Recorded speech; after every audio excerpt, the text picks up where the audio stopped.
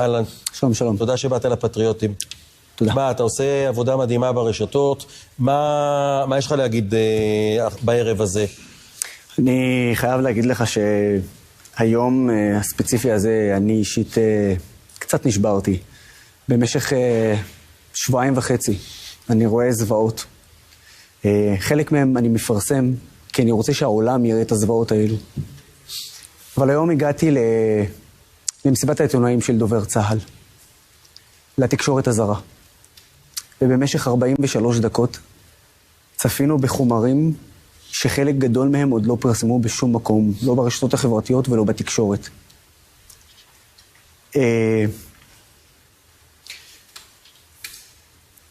קטע מסוים שהיה שם דיבר על 2 ילדים בקושי בני 10 שבורחים עם אבא שלהם לחצר ומנסים להיכנס למחסן. מחבלי חמאס רודפים אחריהם, יורים באבא מול 2 הילדים וגוררים את הילדים אל תוך הבית, כשהכל מצולם מתוך הבית. יש מצלמות בבית. הילד נפצע בעין שלו, הילד השני דימם, שניהם פצועים וזה לא פציעות קלות. ואחד הילדים, בזמן שמחבל ארור פותח את המקרר כדי להוציא לשתות קולה, ילד שצועק, תרצחו אותי, אני רוצה למות.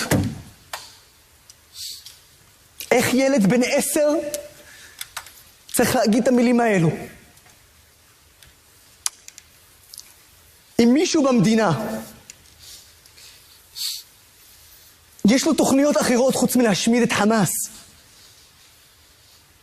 לחסל אחד, אם יש לו מישהו שיש לו תוכניות אחרות חוץ מזה, שיקום, יתפטר ויעוף וישאיר לאנשים אחרים להנהיג ולפצע את הפעולות הנחוצות כדי לשמור על עצמנו. מה שראיתי בתמונות האלו ובסרטונים האלו, גם אנשים אחרים בעולם ראו את זה, תקשורת אחרת בעולם, ואם הם לא יהדהדו את זה, זה בושה וחרפה. וכן, זה לא בושה לכאוב את זה. וזה לא בושה להיות כמו שעכשיו אני. כי הכאב שלי הוא מבפנים. איך ילד לעזאזל בקושי בן 10 אומר, תרצחו אותי? איפה אנחנו? מה קרה לנו? איך אנחנו בכלל מאפשרים לחמאס עד הרגע הזה בכלל להוציא את הפה שלהם? מישהו רוצה לקרוא לי קיצוני כי אני קורא לחסל את חמאס אחד, אז אני קיצוני. מה שראיתי שם בזוועות של 43 דקות, סיפורים שאם אני אספר אותם, אנחנו צריכים לסגור פה את התחנה כי אסור לשדר אותם. איפה אנחנו, חבר'ה? אתם יודעים באיזה מציאות אנחנו נמצאים? אז אני מתחנן אליכם. חלאס עם הימין שמאל. חלאס עם הדתיים חילונים. חלאס עם ערבים יהודים. בחיית רבקו. תראו מה הם עשו לנו. הם שברו אותנו. הם השפילו אותנו. באותם רגעים. הגיע הזמן שנשפיל אותם בחזרה. הגיע הזמן שנשבור אותם בחזרה. ואתה יודע משהו? יש לנו את הכוח לעשות את זה. יש לנו את היכולת לעשות את זה. תאפשרו לצה"ל לעשות את זה. תאפשרו לצה"ל לדבר בשפת מזרח התיכון, ותאפשרו לצה"ל לדבר בשפה הערבית. יש לנו את היכולת. צריך את הרצון. רק אני אתקן אותך אם לא שברו אותנו. לא, באותם רגעים. אני אומר לך, באותם רגעים. באותם רגעים ב7 לאוקטובר, בוא לא נייפייף את זה. אוקיי. אחרי ה7 לאוקטובר, אני מסכים איתך. רגע, אני מסכים איתך, ולא רק שהם לא שברו אותנו. אם זה לא מובן, אני מדבר על ה7 לאוקטובר. כי אחרי ה7 לאוקטובר, האחדות שאני ראיתי, ואני נמצא בשטח. מה אתה מצפה שיעשו? כשאתה אומר תדברו בשפה... אתה מה? מה אתה מצפה שיעשו? בוא תלך קודם כל מה קורה פה. מה קורה פה בארץ? אני מזה 2.5 שבועות נמצא בחזית ההסברה, כולל גם בעולם הערבי. איום אחד מתוך החברה הערבית לא קיבלתי. אתה יודע למה? כל בן אדם שהעלה אפילו היסטוריה הכי קטן תמיכה בחמאס, נעצר. 100 עצורים על ידי המשטרה.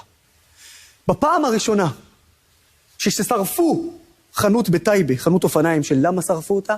כי בעל החנות תרם זוגות אופניים לילדי הדרום. יום למחרת הלכו, בזזו את החנות ושרפו לו אותה. אחרי יומיים עצרו את החשודים. איפה שמעת שמשטרת ישראל ככה עושה? משטרת ישראל מדברת בערבית כרגע, ומרתיעה את הקיצונים, ווואלה, כשצריך, צריך גם להגיד כל הכבוד. ואתה יודע משהו? אתה זוכר את הפיצה שפרסמו את האישה המבוגרת, המדהימה שלנו, שחטפו אותה והפכו אותה לבדיחה? כשנכנסו דחפורים והרסו את הפיצריה, זה לדבר בערבית. עכשיו אני רוצה שתתנו לצה"ל לעשות את זה גם בעזה. מה לעשות בעזה? להיכנס, ואני אגיד לך את זה בלי להתבייש. אחרי שבנק המטרות, אחרי שנדאג שבאמת סיימנו וטיהרנו כל מחבל בארץ ישראל, אנחנו צריכים להיכנס לתוך עזה. אנחנו צריכים להשמיד את חמאס, וכן, הנה אני אומר לכם את זה. כיבוש זמני מלא של עזה. לאחר מכן, אחרי שנטהר אותה, וזה אומר 30-40 אלף מחבלי חמאס הרוגים, או אסירים, לא אכפת לי. אחרי שאנחנו עושים את זה, אנחנו עוברים לשלב שנקרא משטר צבאי זמני, שבו צה"ל שולט על כל עזה. אין לו כוונה לשלוט לעד. צריך לפמפם זמני. בשלב הזה, כל אחד שיעז להוציא את הראש שלו, יחטוף. ואם האוכלוסייה הפלסטינית בעזה אומרת, אין בעיה, אנחנו מבינים מה עשינו, אנחנו מבינים שנתנו לחמאס לעשות את זה, אנחנו רוצים מעכשיו ועל השקט. לאט לאט, הדרג הצבאי בישראל יבנה הנהגה חדשה, וישחרר שכונות, עד שגם נשחרר אותם, גם ביטחונית וגם מזרחית. כאשר המטרה היא להכיר במדינת ישראל כמדינה יהודית ודמוקרטית. אלו התוכניות שצריכים לעשות. ואגב, שתדע לך, זו התוכנית הריאלית היחידה. אתה חושב שהמדיניות לפגיעה באזרחים היא נכונה של ישראל? תראה, שאלו אותי גם את השאלה הזאת בתקשורת. ואני שאלתי בחזרה, את מי אנחנו מאשימים? את צה"ל? אנחנו שמנו אנשים חפים מפשע איפה שיש מטרות טרור של חמאס? זה צה"ל שקבע את זה? אתה לא הבנת את השאלה שלי. השאלה שלי לא הייתה ביקורת שנפגעים אזרחים. השאלה שלי הייתה, יכול להיות שאנחנו נזהרים מדי שלא ייפגעו אזרחים. תראה, אני אגיד את זה בצורה הכי פשוטה. אם אזרחים תמימים עזתים נפגעים, זה משום שאחד, הם לא שמעו להוראות הצבא, שאנחנו היחידים, דרך אגב, שאומרים להם הרבה לפני שאנחנו בכלל תוקפים. צאו, מחלקים להם דפים, שולחים להם באוויר.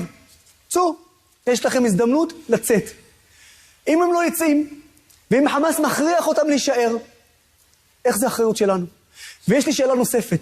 למה ביטחון אזרחי מדינת ישראל, היהודים והערבים שגרים כאן, פחות חשובים? וביטחון חיילי צה"ל, פחות חשובים?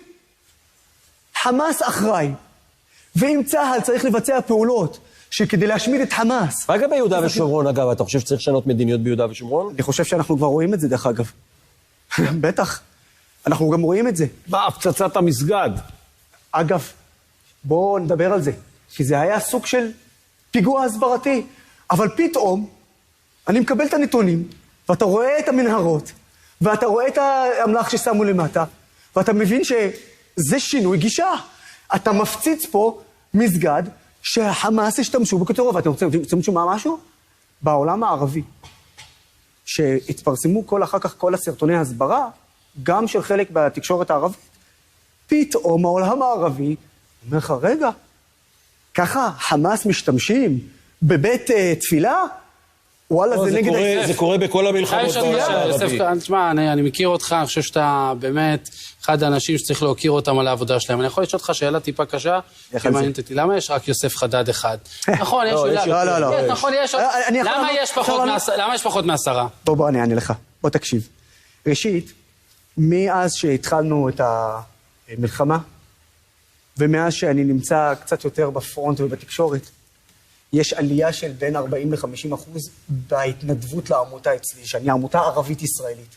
מלבד זה, ערבים ישראלים שולחים לי סרטונים ואומרים לי, תפרסם אותנו, לך לדף שלי.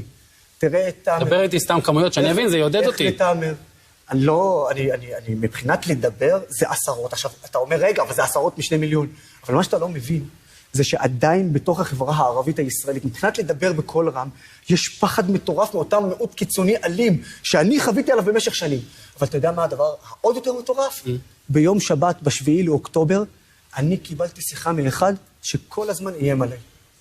התקשר אליי ואמר לי, אני רוצה להתנצל. האסימון נפל, והדבר האחרון שאני רוצה זה לחיות תחת משטר טרוריסטי. עכשיו, אנחנו הראשונים שראינו את הדברים האלה, לא אתם. אנחנו ראשונים, כי אנחנו מחברת התקשורת הערבי וברשתות החברתיות הערביות. אנחנו ראשונים שראינו את כל הזוועה, והוא ראה את זה ואומר לי, לא, אני רוצה להיות בישראל. ואני רק אסייג דבר אחד. יש מיעוט קיצוני בתוך מדינת ישראל, שאסור בשום פנים ואופן להקל ראש. אבל צריך גם להבין דבר אחד, שאם הם חס וחלילה ירימו את הראש שלהם בחזרה, אם משטרת ישראל לא תטפל בהם בחומרה, אנחנו נפסיד פה, והכל השפוי שעוד עכשיו מתחיל לצאת החוצה, יחזור להיות מפוחד. אז הנה פנייה למשטרת ישראל, אל תיתנו לקיצוניים להוציא את הראש שלהם. יוסף חדד, תודה רבה שבאת לפטריוטים. תודה רבה. אתה תותח על, אחי. אשר כוח על כל מה שאתה עושה. תודה חבר. תודה. יש לנו